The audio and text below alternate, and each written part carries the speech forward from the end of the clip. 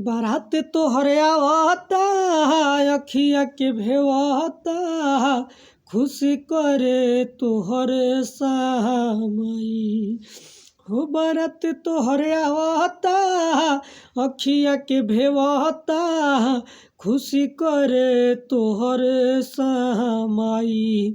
भर सिन्होरा खून न्योता हम करब मुंगिया भरेला तोहर कमाई। भर सिन्होरा खून न्योता हम करब मुंगिया भरेला तोहरे कमाई हो। बारात तोहरे आवता अखिया के भेवता ए बारात तोहरे आवता अखिया के भेवता खुशी करे तोहर सामाई। भर सिन्होरा खून न्योता हम करब मुंगिया भरेला तोहरे कमाई हो।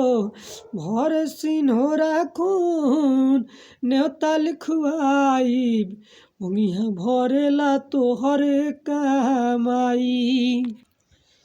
शादी में हमके जदि तू बुलई हो बाटे कसम हमके मुँह न देखई हो। शादी में हमके जदि तू बुलई हो बाटे कसम हमके मुँह न देखई हो।